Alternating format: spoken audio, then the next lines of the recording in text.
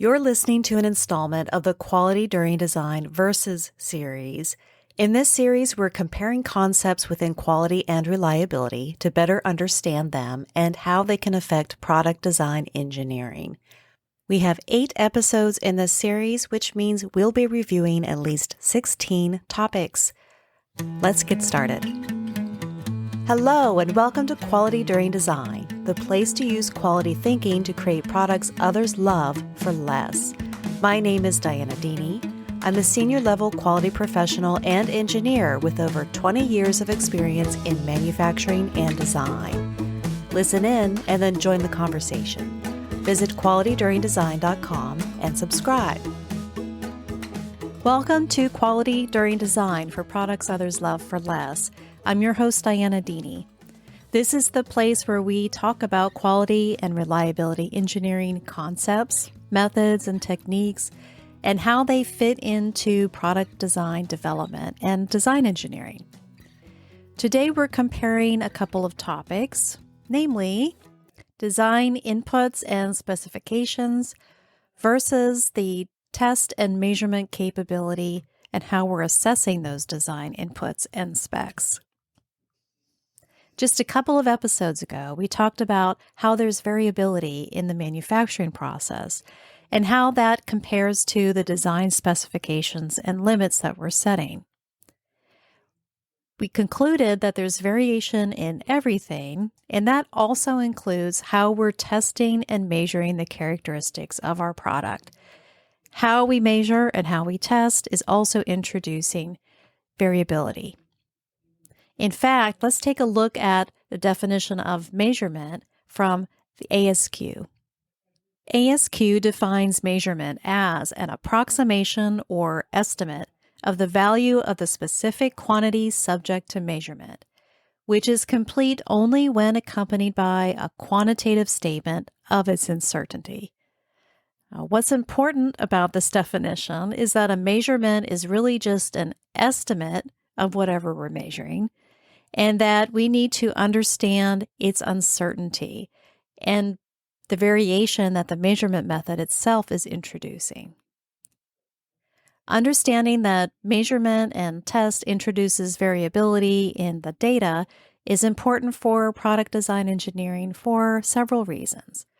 One of them is that we're setting design specifications and limits for our products, so we need to consider the test and measurement capability. For one, are we able to test it, and are we able to measure it to the significance that we're defining our spec against?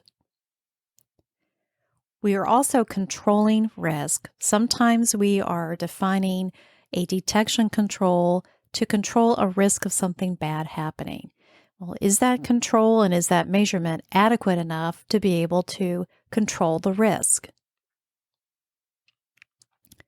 Is our test effective at measuring our design? We also need to consider consistency in our test and our measurement and its outputs over time. And this could be for a lot of future development work and for different reasons during the product development design. One is proving stability of design outputs over time. Or maybe we're developing the next generation of product and it needs to perform comparably to what we've had in the field for years. Are we changing materials? So is the strength the same over time from when we started to after we've preconditioned it or put it through some stress testing?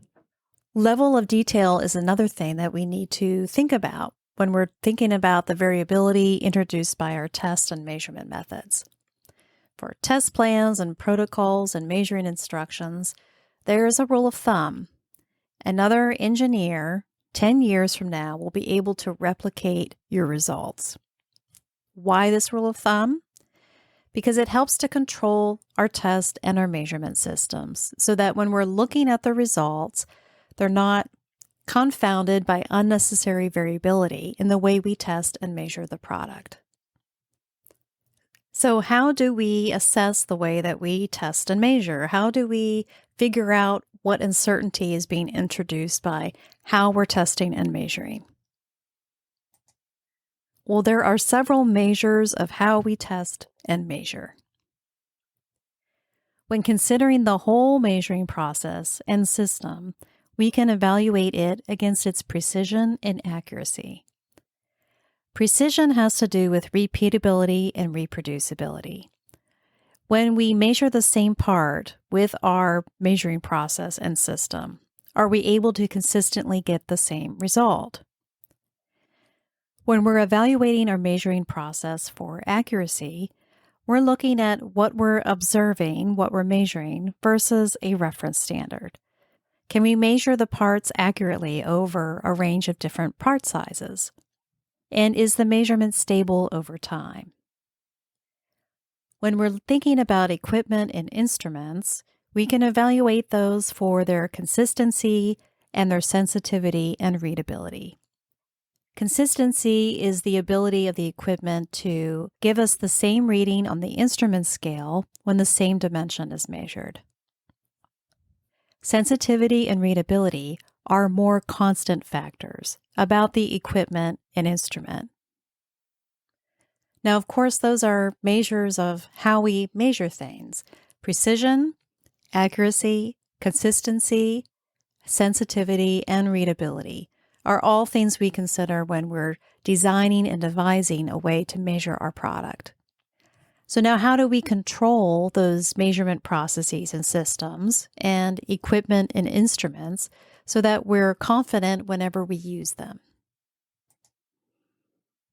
To evaluate the precision of our measuring process or system, we can do an R&R study, repeatability and reproducibility study.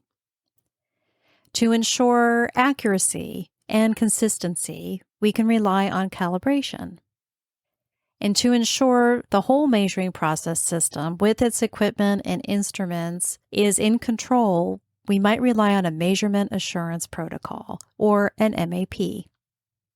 What's today's insight to action? Continue to recognize that there's variation in everything, including how we test and measure our products. We need to understand how that variability affects the results because we're making decisions based off of those results.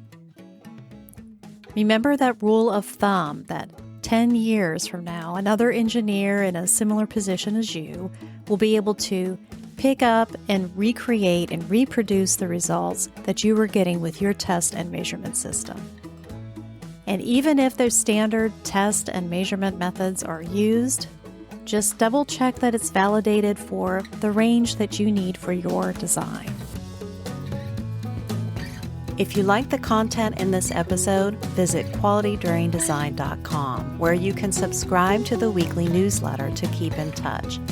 This has been a production of DIANNA Enterprises. Thanks for listening.